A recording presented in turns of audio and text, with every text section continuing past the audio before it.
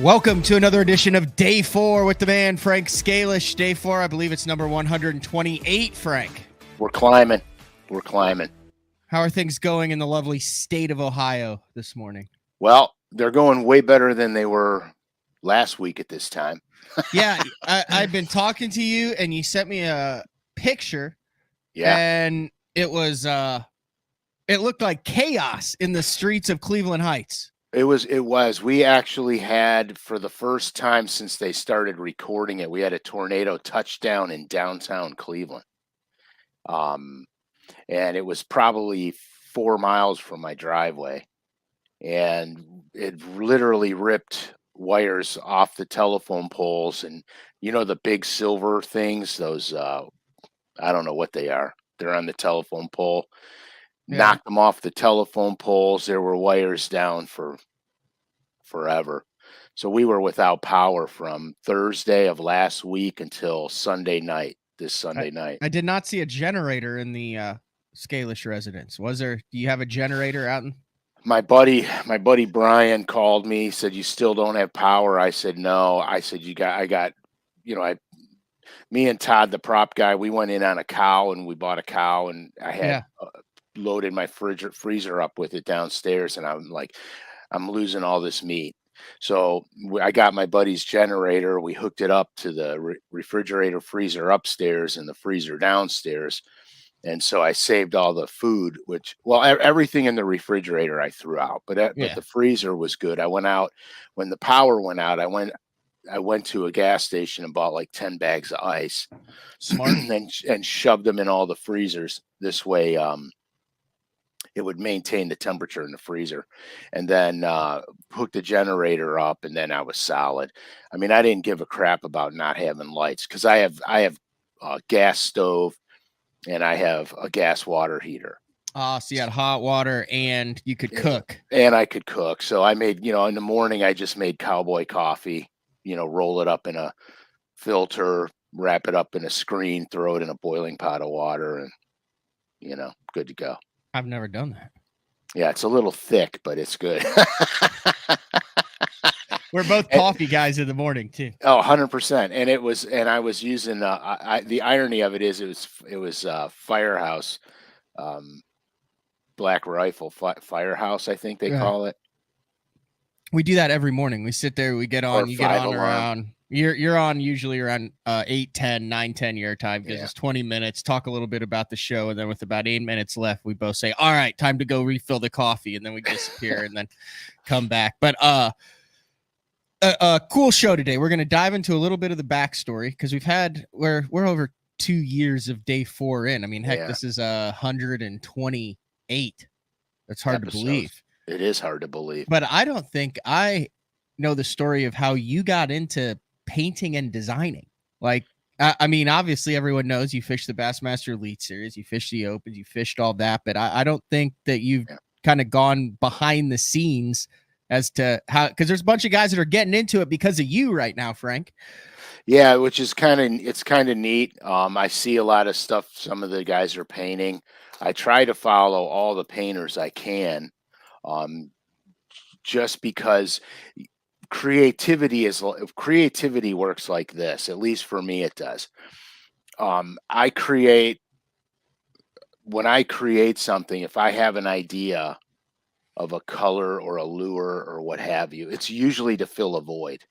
Like when I made the Speed N, Norman had a missing link in it, and I needed a bait that would track tight, light, very little pitch and roll, mostly wobble and vibration, but tight, so it would excel in the cold water spring periods, on those 45-degree sloping rock banks, boulder banks, when the fish are staging for pre-spawn. They're not quite pre-spawn yet. It's right before the pre-spawn, and I needed a bait to do that. So I monkeyed around with creating that bait, and then what I wound up doing was I wound up grinding a bill off of a deep little N, putting a quasi square bill on it, and then I had to mess with the angle to get it to do what I wanted it to do. And by the time I got done, I got a bait that I was happy with and catching fish on. That's the bait design. And then it almost won the classic. Yeah, it did actually. The guys were I didn't know smoking that it. at the time. I mean, I would have had a massive rooting interest in it because I remember I was at the press conference with Stetson Blaylock and Micah Frazier. Mm-hmm.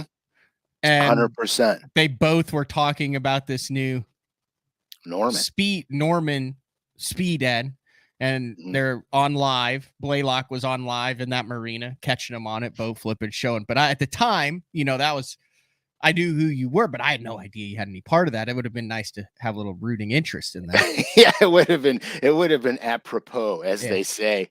But yeah, so it's so crazy enough. I was talking to the powers to be at Pradco, and crazy enough, I said, those guys in the classic got to get this bait because it's going to go. Mm-hmm. I mean, on Gunnersville. On Gunnersville that time of year, this is going to go. And so he's like, we're on it. Don't worry. They got them. And I said, okay, cool. And I never, you as an angler and everybody listening as an angler goes, the Bassmaster Classic is truthfully not the time to experiment with a new bait. I mean, you got, you're fishing for everything. So you want to have your confidence lures, handy. And so I was really impressed that those guys had enough faith in my design that they would experiment with it at the classic. And it turned out to be really great. I think we had 3 top 10 finishes with that bait. Being part of those finishes. So it really worked out well. But my designing is always based out of a need, a void, and that's it. Now my lure colors, on the other hand, I designed here's the truth of the matter. I got into lure painting because of my fly tying. Way back in the day, I was traveling across the country bass fishing. You all know that. And we would always go to Sanibel Island in the spring, my family and I. And I brought my fly rods with me because I was going to be close. And and in between 2 events, I would go down to Sanibel, spend the time with the kids, the wife, and then go back on tour. And so, as fate may have it, I never really fly fished in the saltwater, and I had gotten there the first time I ever went. I got out there, and I didn't really know. I mean, I knew what I was doing to catch fish, but I didn't really understand finer points. Right. And so, I would catch a fish here and I would catch a fish there, mostly speckled trout, some small pompano, ladyfish, typical near shore stuff. And at any rate, what happened was this gang of bait fish swam all around me, and they were literally all around me. And as the tide was ripping out, they were using my current block to get behind. So I had all these bait fish, and they're literally like touching up against my thighs. So I looked at them in the water, and I'm like, holy crap, I got to make flies that look like them. So I went to a tackle shop down there, but they didn't have any fly tying equipment.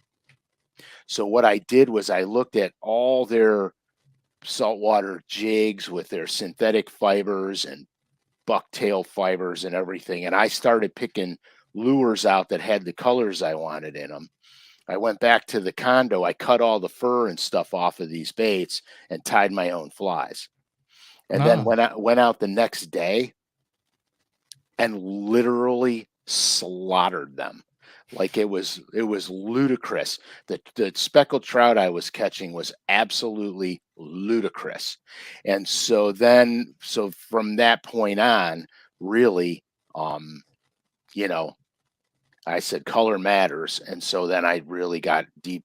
I deep dove into the colors. I mean, I painted crankbaits as a kid, but mostly I made them look like real things, like a bluegill or a crappie or a creek chub or whatever. But now, I took it to a way different level. We'll dive into that, but we can't go more than 10 minutes into the show without a hearty congratulations, Uncle Frank.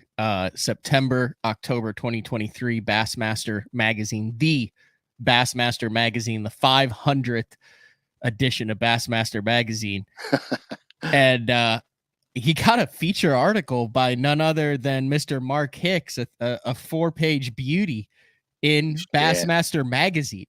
I know. I got to give a shout out to Mark. Mark and I go way back, actually. It's called Mark, Paint Your Own Crankbait. Yeah. How long have you known Mark? oh my gosh, since I started fishing semi-pro when I was probably 19 or 18, I've known him. And then when I fished Bassmasters, he did a lot of articles with me then. That's actually a great color that you've got there. That's the Bomber Fat Free 7. You can get that color. It's electric shad is what I call it. Very cool. So this is what I found cool because we were talking about this. So here is the bait. I'll just read a little bit for those that are listening. Ohioan Frank Scalish, a former Bassmaster Elite Series pro, his penis is his. Holy cow! You better rephrase that. Little Mitch McConnell moment there. Ohioan Frank Scalish, a former Bassmaster Elite Series pro, has been painting his own crankbaits, jerkbaits, and topwater lures for decades. His wildlife sketches with pen and pencil attest to his artistic ability. For the past several years, Scalish has been devising new colors for hard baits made by Bomber Norman, Hedden, Rebel, and other brands under the LureNet banner.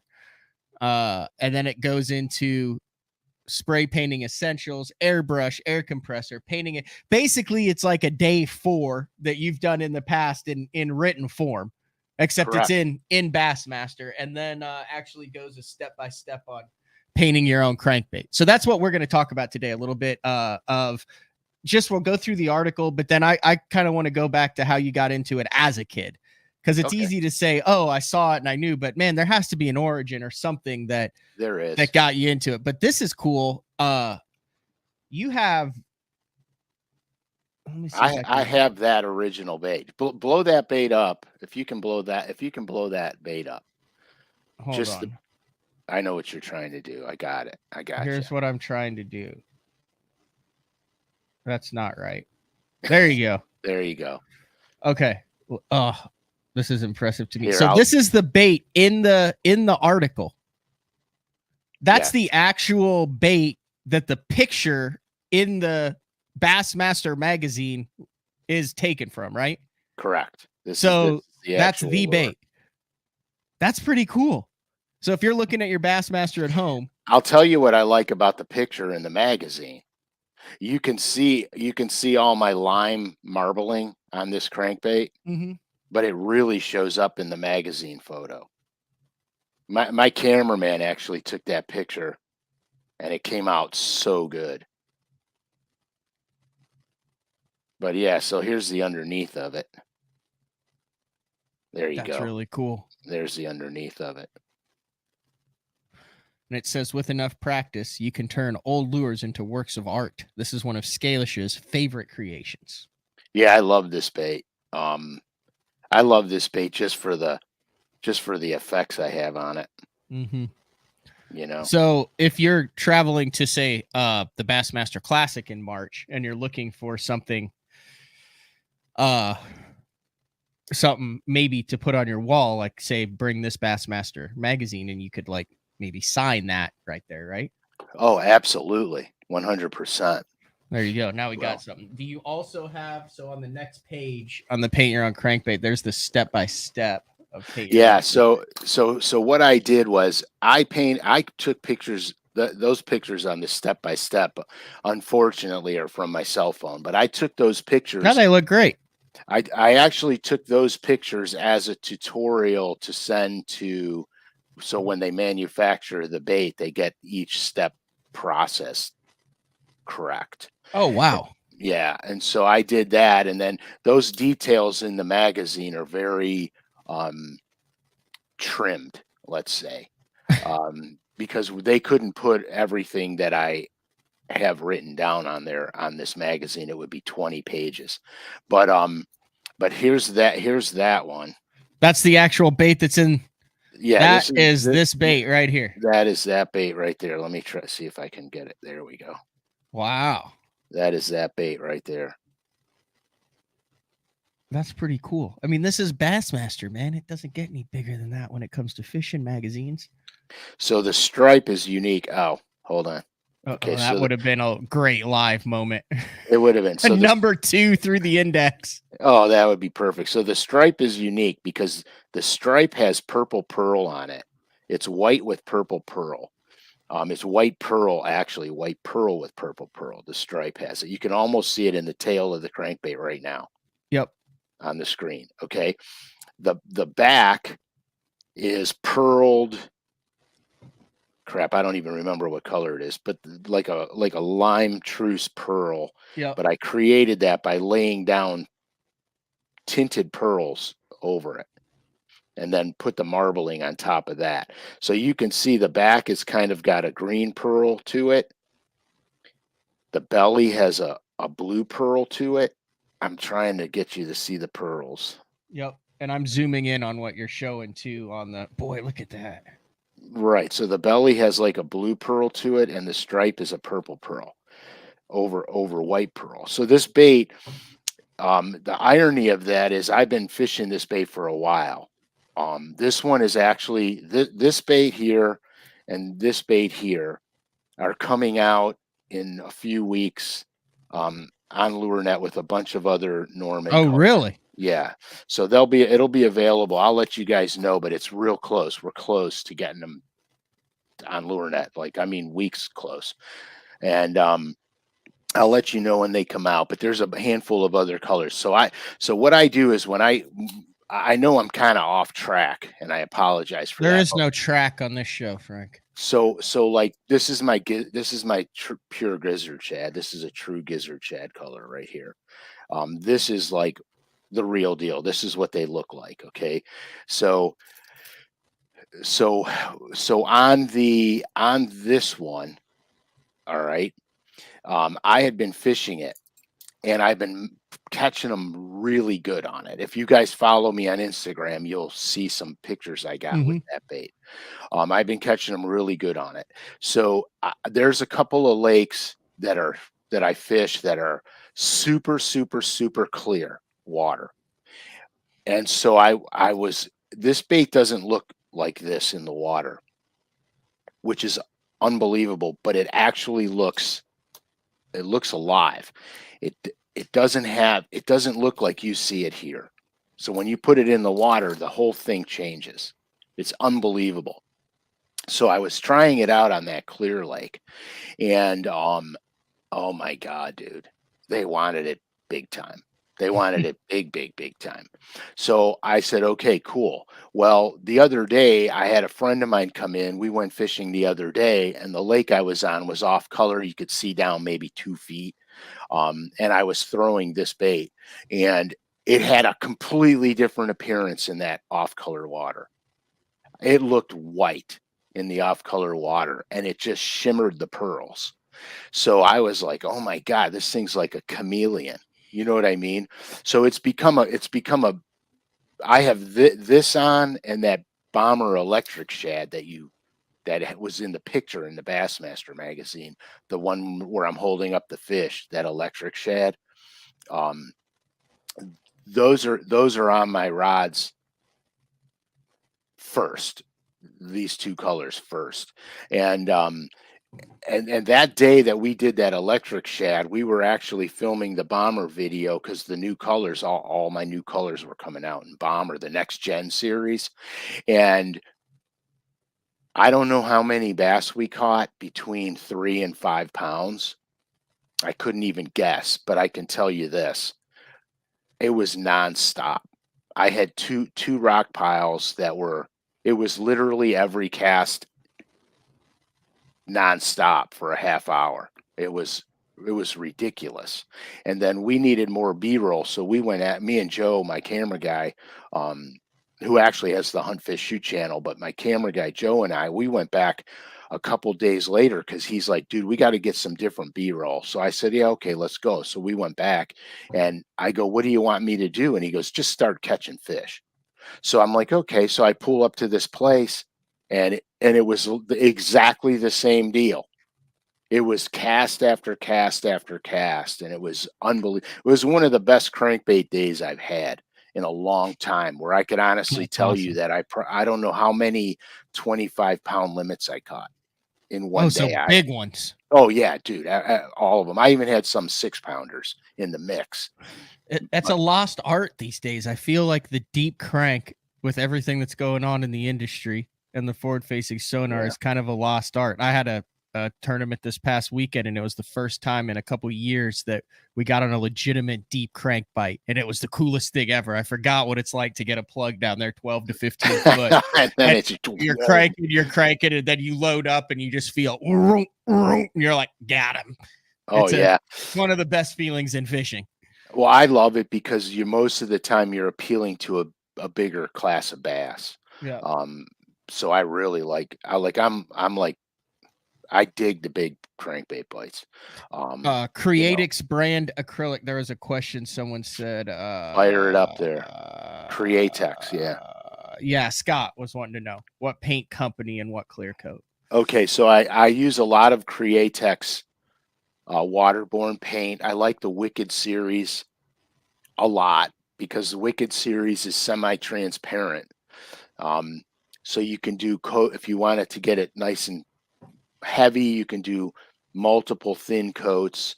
Remember, you don't want to glob on one solid coat. Like solvent-based paint, you can cover in one coat, but solvent-based paint for the home painter especially is dangerous to use because the VOCs, as they leach out of that solvent-based paint, create nerve damage if you're not masked properly or you don't have Oh, it proper sounds lovely. ventilation. So I actually got rid of all my solvents and went to all waterborne. Hmm. Um, and so Createx I found to be fantastic. There's other paints, but you have to remember some. This is going to get detailed. That's fine. That's what we're doing. Go detailed, Frank. Okay, so Createx, and there's another high end paint, and forgive me because I honestly forgot the freaking brand. So forgive me, but you paint that goes through these design brushes like the Iwata Eclipse and your Paches and all your other fine art airbrushes. The tips are small. So the best paints to use, okay, are paints that don't have thick pigment in them. Now they all look liquidy, but some paints have thicker pigment which won't go through your guns very good. So Createx and this other brand, and I'm going to look it up for you, and then I'll tell you on Thursday what it is. They're refined, so they're super thin, so they go through the gun really well. And people say, well, just thin it out better. And you can thin it out better and it'll go through your airbrush, but you're losing the pigment and eventually it's going to clog up the tip of your airbrush Hmm. because it's not fine enough pigment. So I stick with I don't be afraid to spend money on the paint. The paint's not the most expensive part of the process.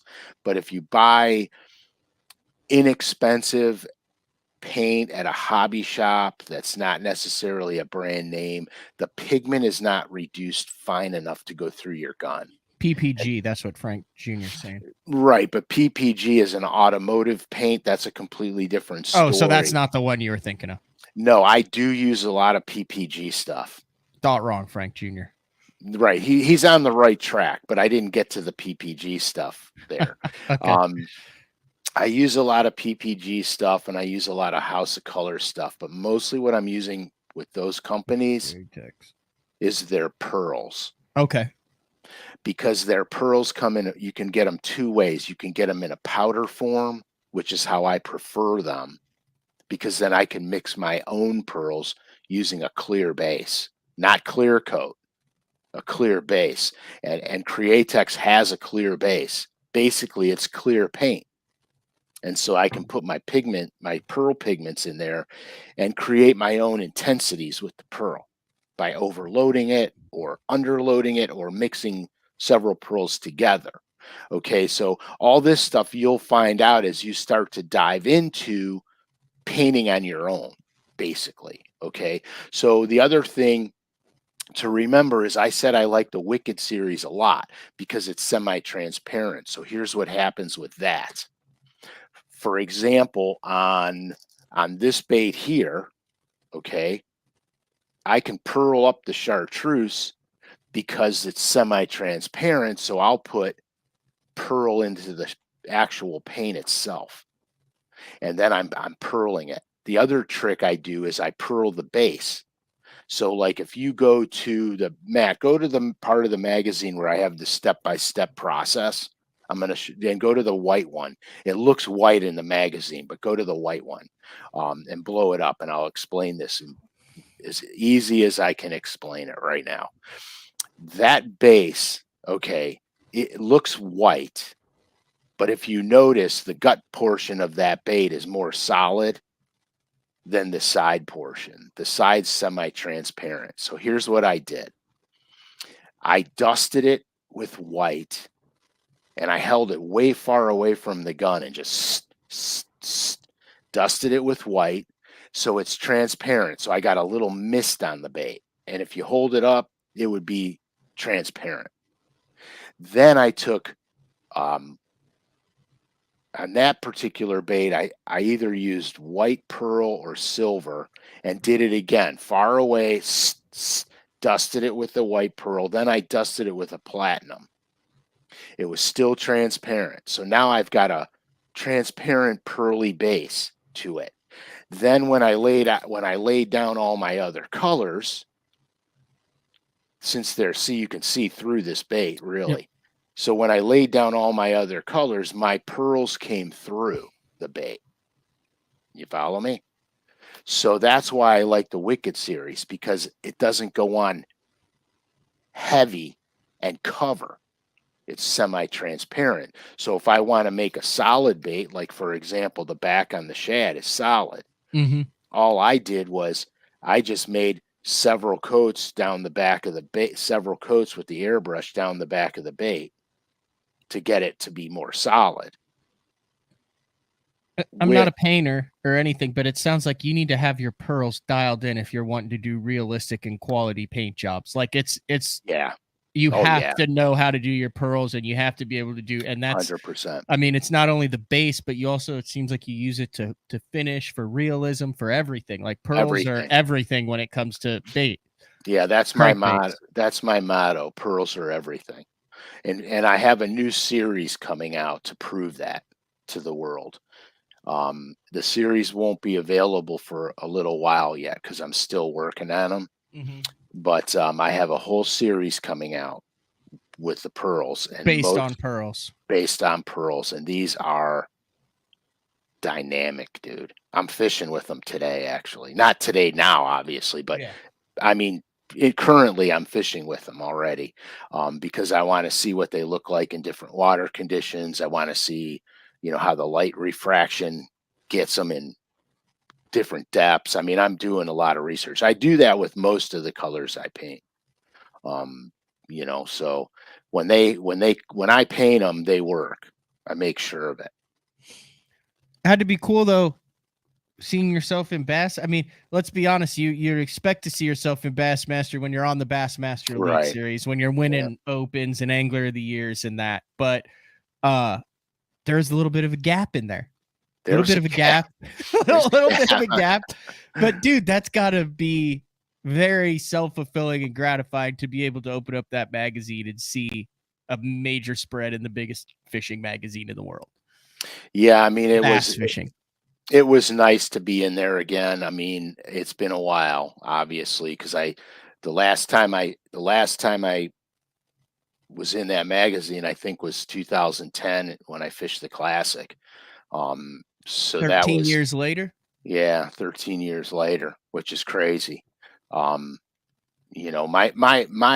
Bassmaster career, was pretty. It was up and down, but it was consistent. You And caught them when you were supposed to catch them, and I think that's key. That's yeah, key to longevity and sticking around. Is when you're supposed to catch them. you better get them. 90% of the time, you were in the mix. Yeah, and so I got into the magazine quite frequently, Mhm. and it was very fun and exciting. But you got to also remember, Matt, back then, um, we didn't have this platform. Oh yeah, you just had the magazine. We had the magazine, we had radio, and we had television, and newspapers and stuff like that. So getting into the magazine back then was everything because that's how you built your name. Mhm. That that's how you did everything. Today, with the advent of what we're doing today, this is an astronomical benefit to the young anglers today because it's an easy form of promotion done properly. Obviously, you have to have integrity. You can't get up there and lie about crap. You got to tell the truth, and sometimes the truth hurts and people don't want to go there, but you got to go there, Mhm. because that's what makes you relatable to the common person, because you're just a person like everybody else, and you got to understand. So this venue here fascinates me because I never had it when I was fishing. It came in very late on, like when I was leaving the game.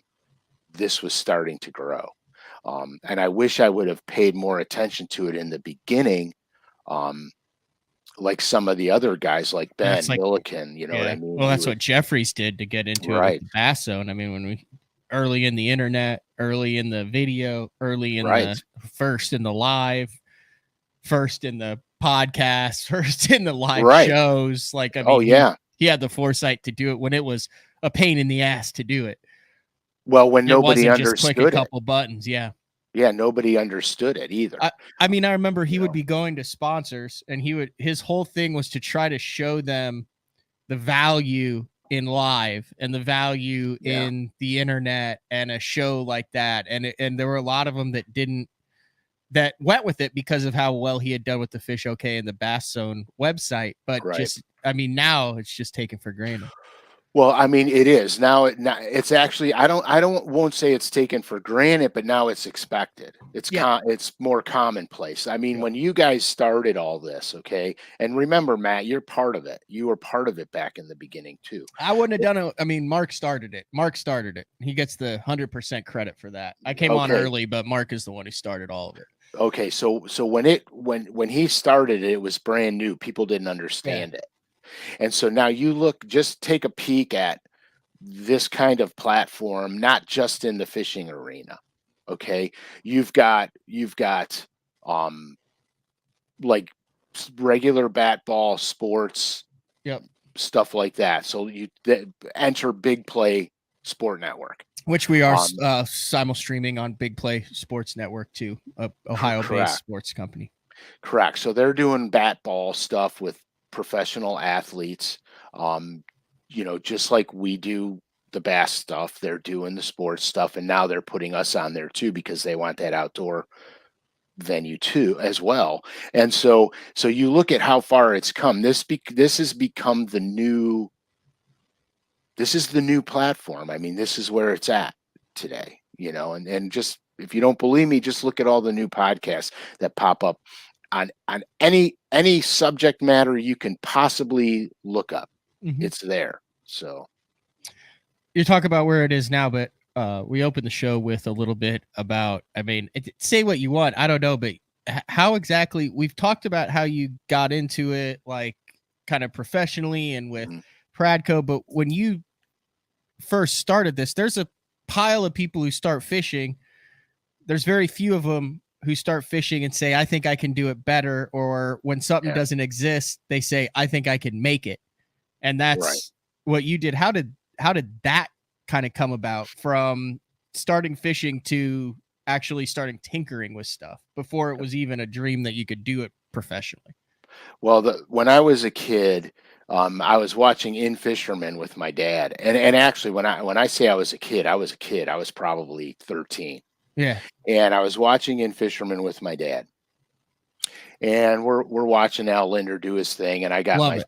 I got my sketchbook out, and I'm doing something, and my dad's like, well, "You're not even paying attention," and I'm like, "I know everything he just said," and I could literally relay it almost from memory.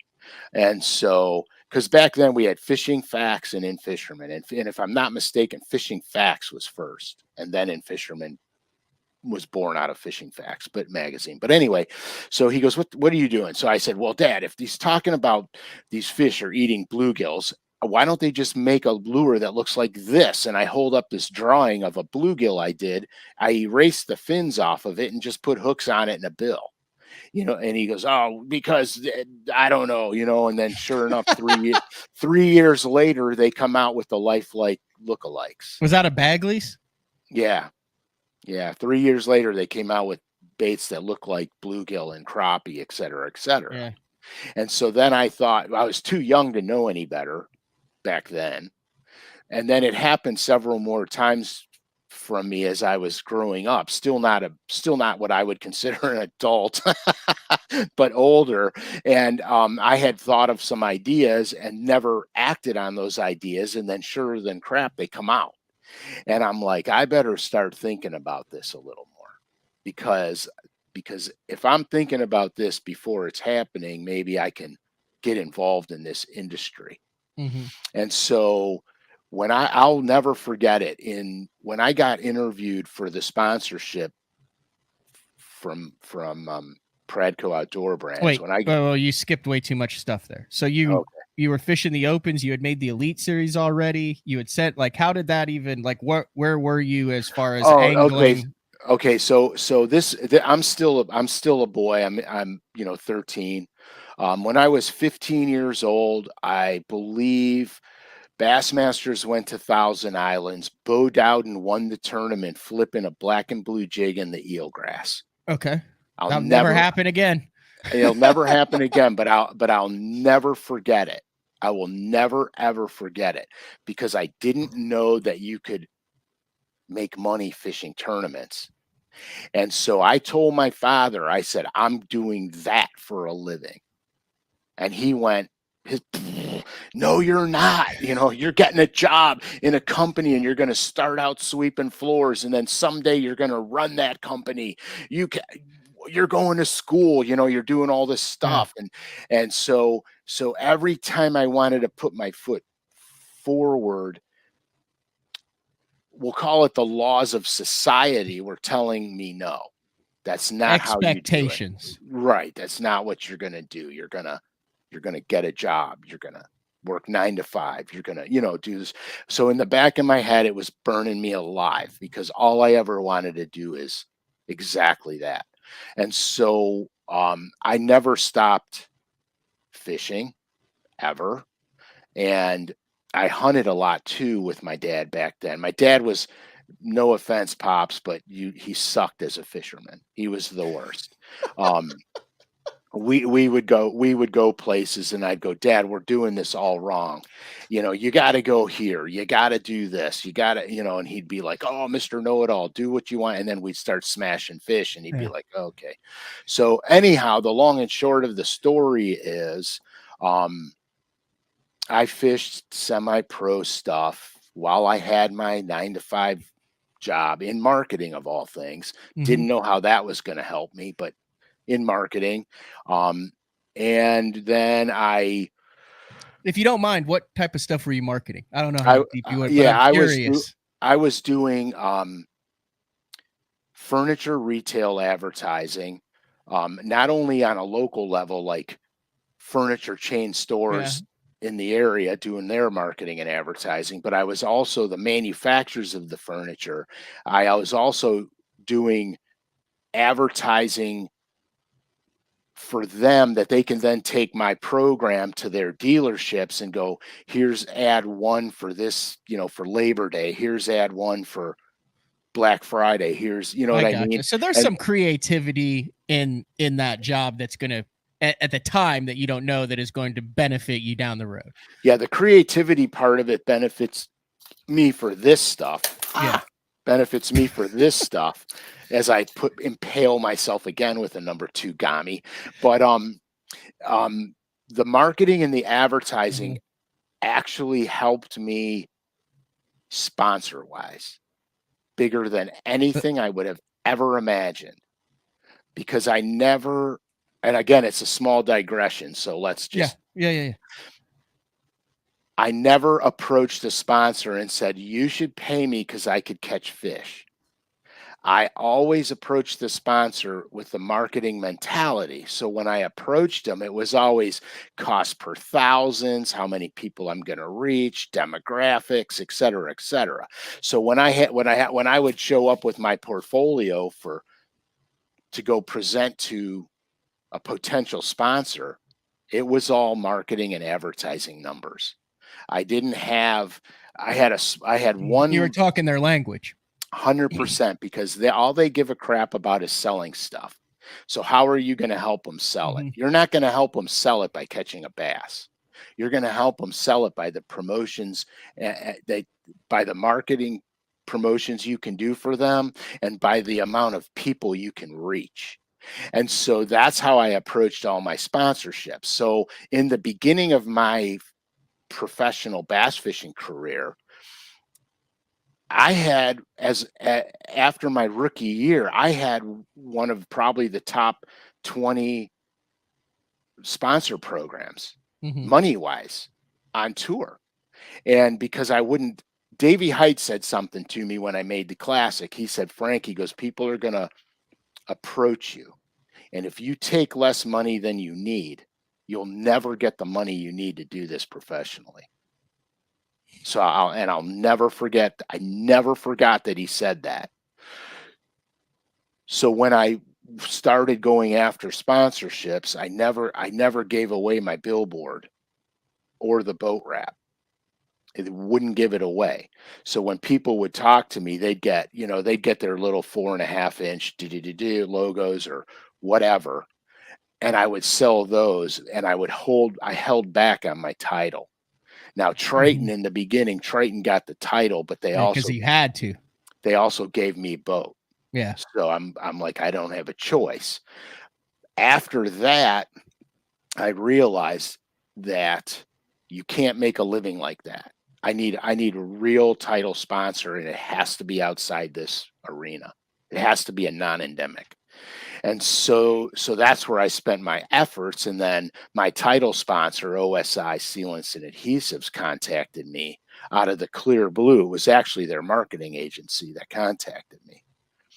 And so when I went into that meeting to Wait, so someone contacted you from who did exactly basically what you had done before you fished? Correct. So you were in marketing agency, and then you got contacted by a marketing agency once you are no longer in a marketing agency. Correct. And so you understood the hell out of every little aspect of what was going on. All we talked about was the numbers. We didn't even talk about fishing. They didn't even give a crap about the fishing part of it. Now you need the fishing part of it. Mm-hmm. You need the fishing part of it because you got to be the player. You got to be a player. I mean, it's like any sport out there. Just because you got a uniform on doesn't mean you're getting paid. You know what I mean? You got to be the player. So, but understanding that part of it and understanding how to sashay my way through the media part of it, even though when I was having bad seasons, I was still able to garnish enough media exposure to warrant what they were paying me based on personality and based on knowing what I need. I knew what I needed number wise. So I made sure I never fell below that number. That was very critical. So I guess we're at the stage now of this. So no, you're at we kind of jumped ahead. You're at a marketing agency and you're fishing semi-pro. So what, you made it? Or you made it to the Elite Series, or like how did it go from marketing agency to no marketing agency? Well, what happened was I'm trying to remember this because this was my first season on the Elites. Yeah, so it would have been 2006. Were you there the first year of the Elite? Oh, okay. So it wasn't called the Elites until it was Tour, the top 150s. Okay. Right. So what happened was I was on my way to New York to fish a couple of tournaments in New York, Bassmaster events. And I got a message on my phone from a lady that said, "Hey, I got to ask you some questions about sponsorship." And it was vague. And there was no introduction of, "Hey, this is so and so Mhm. But advertising you agency." were working full time and fishing. Yeah, well, I had just quit my job. Oh, okay. So it was real then. It was for real. I had just quit my job. Got all my customers that I had. I gave them all to my buddies that were in the industry. And the bad customers that I had, I just told them I'm done. Um, the good customers I gave to my buddies. Yeah. The bad customers let go because nobody needs a bad customer. So anyway, so the long and short is I'm on my way to New York. I'm literally driving down the street, playing the phone message, and I'm like, oh my gosh, this lady wants to talk about sponsorships. It's probably one of the guys I know locally that fish locally. They want to pick my brain about how to get a sponsor or something. I'm not calling. I'm not calling because I'm focused on, I got to be focused on what I'm doing because I got to cash some checks because I don't have a job. So now I got to cash some checks. I get I get to the end of my street and I go, if I don't call this lady back, I'm the biggest a-hole in the world because then I'm, preoccupied, Yeah, now you're big self-absorbed. leaguing her. Right, exactly. So I'm like, okay, I'll call. So I call, and when they answer the phone there, and I'm not going to say the ad agency name, but it's a three name ad agency. They're like blah blah blah blah and blah blah, and all of a sudden in my head the bell goes off. So I go, yeah, is Marilyn there? Just a minute, please. And so the lady gets on the phone with me. She goes, we have a very good client that's interested in sponsoring you for Bassmasters. I said, okay, cool. I said, I'll be home in a month and I'll see you when I get home because I'm on my way to a bunch of tournaments right now and I'll be gone for a month.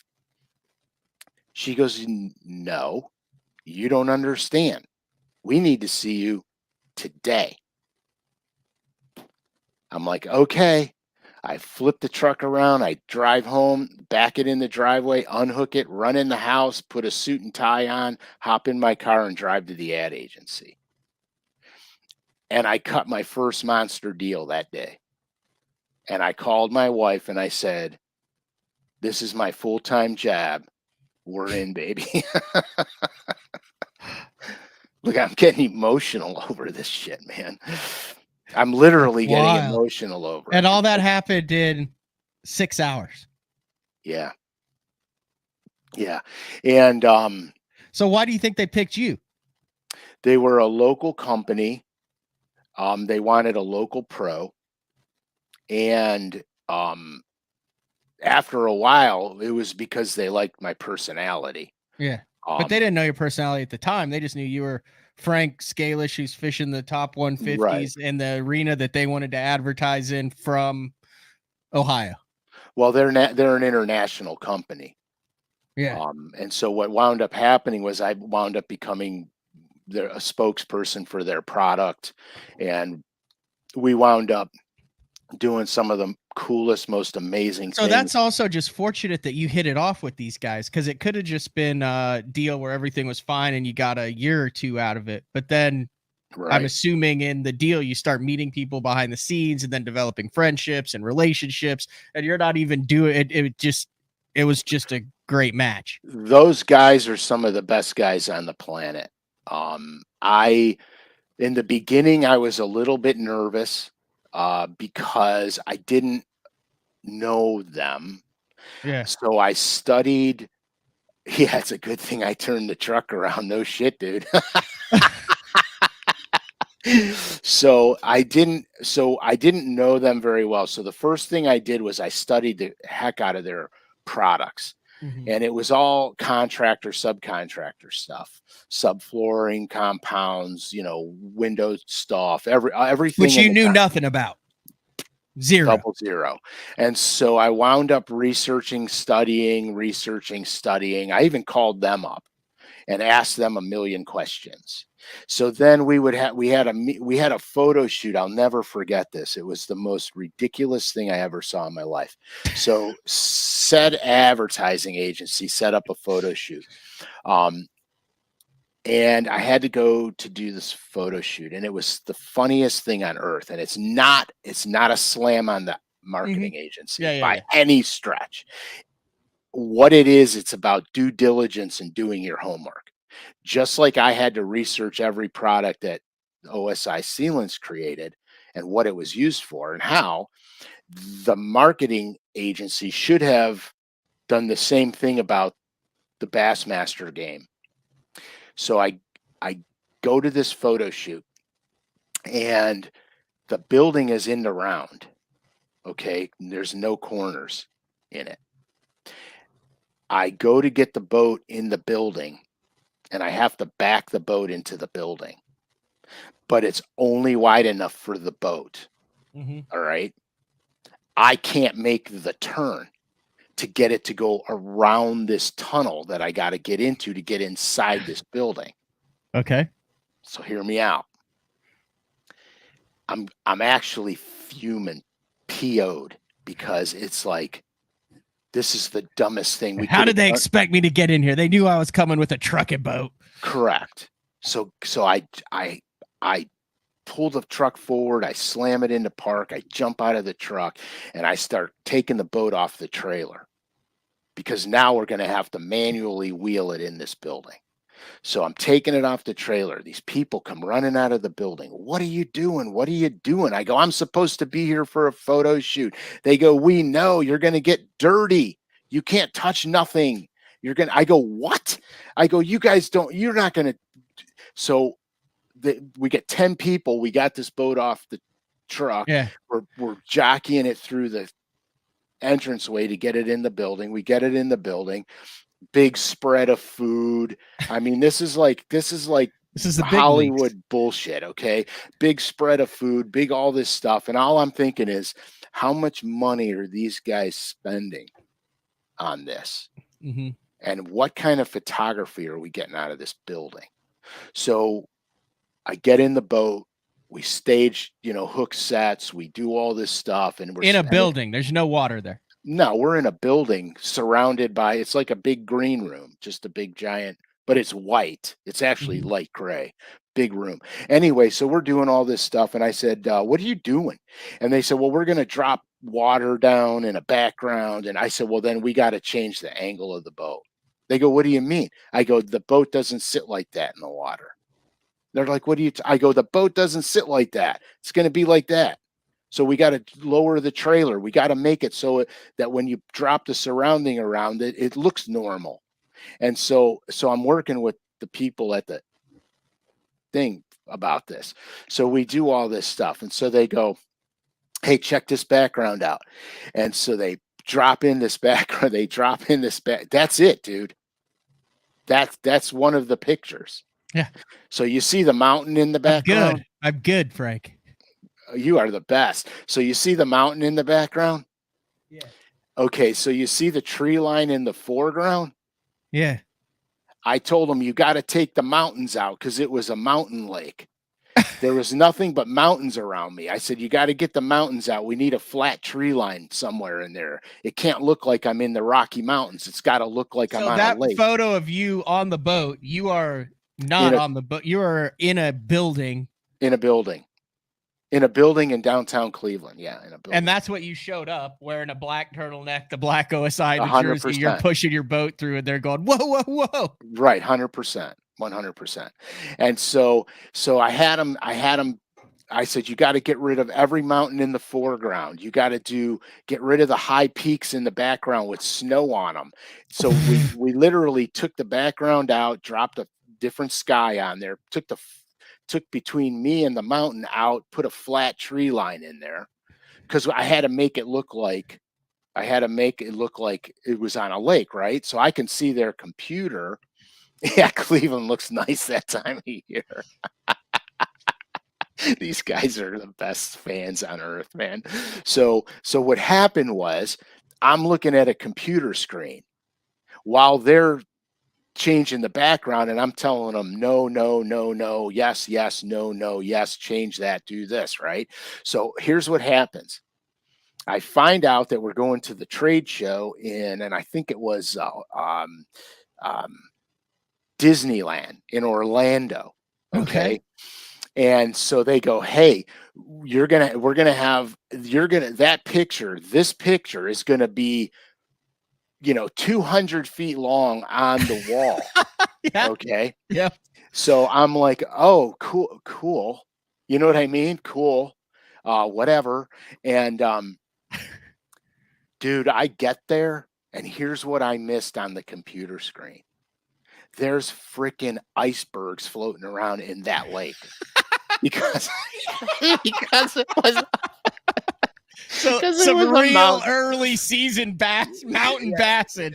Exactly, dude. So there's ice patches floating around on the lake. So when I got there, I saw that thing. I was like, what? Oh, that's such a good story. That's one of my favorite stories. But those guys at OSI were the absolute best people to work with on earth because they would call me up and go, come down here. And they were only 20 minutes from my house, their headquarters. So I would rip over there and they go, what are we going to do? And I said, I don't know. Let's do a promotion. You know what I mean? So we would make stuff up, make promotions up. Mm-hmm. And one of my deals was we cross promote all my sponsors and everything I do. No sponsor gets singled out. Mm-hmm. Yamaha tried to do that back then. I was with Yamaha, and Yamaha tried to do that to me, and I said no.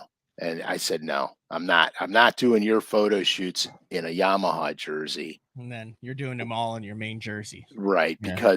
and they said, well, what's going to happen? I said, well, when my title sponsor wants to do 7 million cases of product with your logo on them, I'll just tell them take it off because it's their product.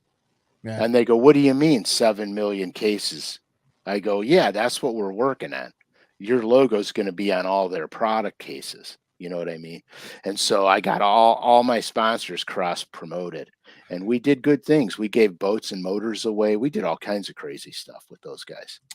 Listen, before we, well, this will have to be a two-parter, but before we move on, I will say that I feel like, and you never know, there's people listening in all corners of the world, that we should go full circle here. There's the OSI Tougher Than the Element Sealant website right there. And should a Scalish decide to enter the Opens next year, that would be pretty badass to come full circle. Just saying. Would be. It would just be saying, very if someone out there from a marketing agency or OSI, I think that would be that'd be a cool phone call. You need to wait. You need to wait until Frank leaves for the tournament, and then you need to call his cell phone. Right say, when hey, I'm at we the need end to of my meet street. right now. But yeah, so that's how. And that lasted how many years? 10. Which is a monster non-endemic for 10 years. Yeah. I talk to the guys now who have non-endemics.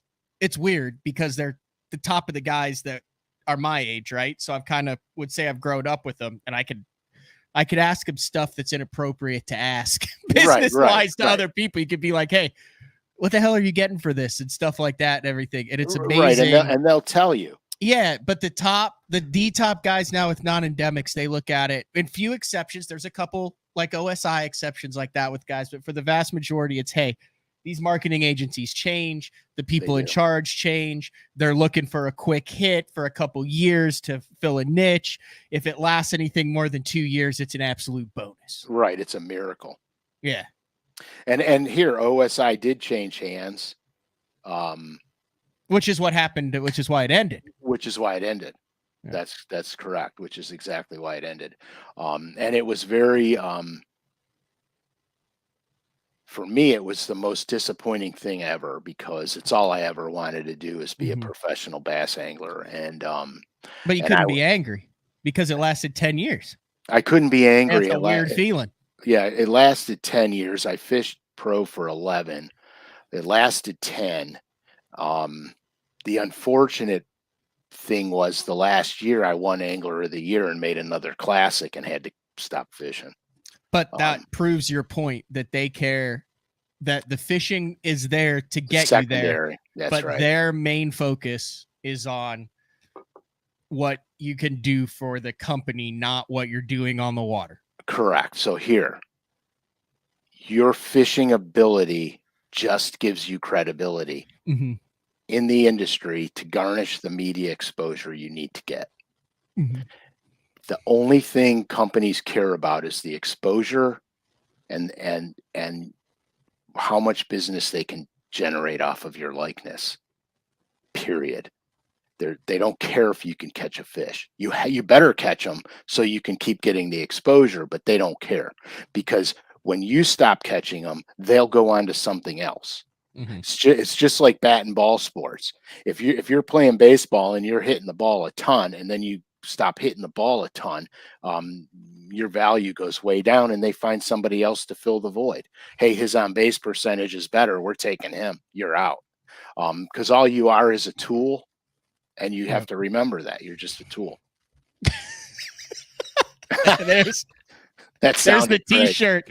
You're a tool, and that's all you. And that's all you're going to be is a tool.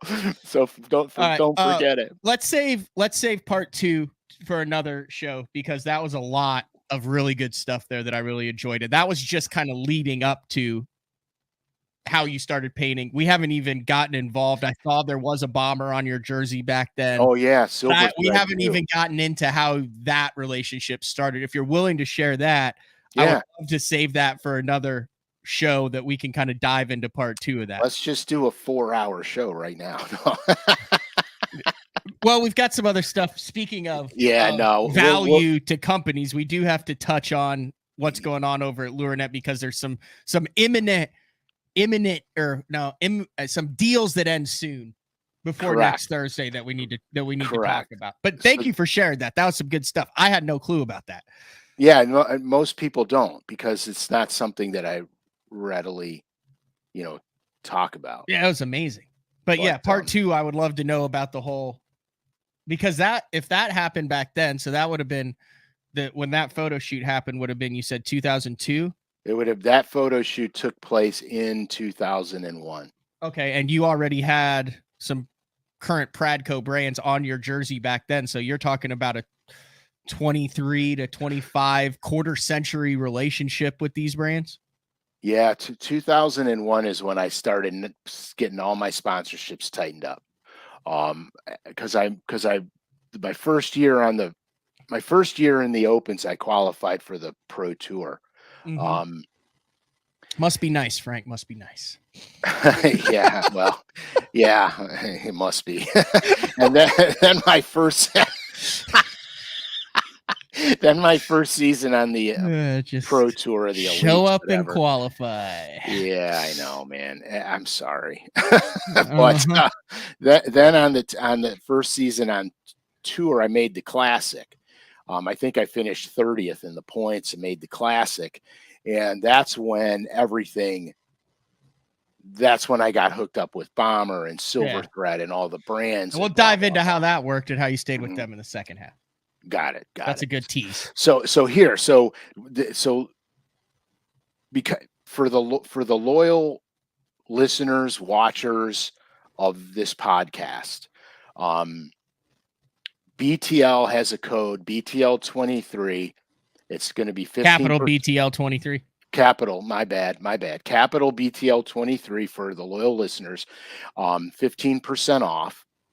This is going to go on for the entire rest of the year till December 31st. Regularly priced items. That's key, because we've had some people in past ones who use it and they're like, hey, the code doesn't work. That's because if you're doing sale items, specialty items, stuff it doesn't work for that. But if you want to go on and get some DD22s or something that at LureNet that's regularly priced, use that code BTL23. You can use it multiple times. It's not a one and done. It's for BTL listeners when they order from LureNet to go in and get 15% off regularly priced items. Code capital BTL23, lurenet.com. Sorry. No, you're good, dude. Thank you. You're good, man. And then, of course, there's going to be tons of Labor Day specials. So you're just going to have to go on lurenet.com and look and see what the specials are for the times. They're short run specials. So you have to look at that. Right now through 9/6, Bandit 1 and 200s are 20% off. Which is fantastic because I think the Bandit 200, I think people forgot what a great fish catcher the 200 Bandit What's your is. favorite? Give me a couple of your favorite colors in the 200. My absolute all-time favorite color in the 200 back in the day was root beer and root beer chartreuse. There it is, right there. Yeah, back in the day, that I caught so many fish on that, it was ludicrous. But speaking about colors, pay attention to the paint shop because I am going to have a lot of my colors coming out this year in the paint shop. And I will always tell you guys that it's one of my colors when it's one of my colors. So you'll know which ones they are. But that doesn't mean overlook all of them because some of the colors are coming up are pretty decent colors. I mean, we're planning a year to a year and a half out on the paint shop. So I know some of the things that are coming out and there's some really good stuff coming out. So keep an eye on that. Crazy crappie is one of mine. Why is that only in a 300 though? Because it's a crappie color, but I don't understand. Would that not be an awesome plug to crank?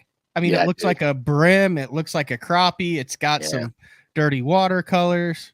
Yeah, it might come out in the 200 later. I don't know, but right now it's in the 300. All those crappie colors on your go back. All those crappie colors are mine. Yep. Basically, those are for the crappie guy, and I know this isn't a crappie show, but for the crappie guy, trolling the Bandit 300 is a big crappie technique. Can you not crank a 300 too? I got a bunch of 300s that I just cast and crank on like 10-pound fluoro Romano. Absolutely. I do the same thing. Absolutely. In fact, I'll fish the 200, 300 as a combo. So what I'll do is when I'm in the depth range for the 200, I'm throwing the 200. When the break drops a little bit, I'll parallel the break with the 300. It's great for retaining walls in marinas and stuff like that where they dredge out for the sailboats. That's a killer right there. All right. That was a good show today. Yeah, it's funny because it's a part like I got emotional, man, because I remember that like it was yesterday. Yeah, well, I mean, that was the one moment that you've wanted to do since you were 10 years old or 13, whenever you found out you could do it. But that's the biggest hurdle in it. You've already risked things. You've got a family. You're trying to do it. And this is literally the second that came out of nowhere where it was, oh my God, I'm going to be able to do like, this is what I needed to happen to be able to actually realize my dream. I don't think there's many people that can point to that exact moment where everything changed. Yeah. And I can tell you this for a fact, when I packed to leave for those couple tournaments in New York, I looked at my wife. I said, this could be my last gig. I said, this could be it. If I don't start generating money somehow, I'm going to have to go back to work. This ain't going to happen. And so it all happened in the same, like I literally said that to her when I was leaving. And then I made the phone call, called that lady back. You know what I mean? And I wasn't going to. I'll be honest with you guys. I wasn't going to because I didn't know what it was in reference to. They said nothing. You know, if they would have said who it was, I would be like, woo, I'm calling right now. Before we go, talk a little bit, because I talked with you briefly about this. I'm not exactly sure what the status is. I've mentioned it, the day 4 shirts that are coming out for the fall release. What I know you've talked with, I'll say it, ATS Printing. They're the premier printing company of fishing and fishing related apparel in the world.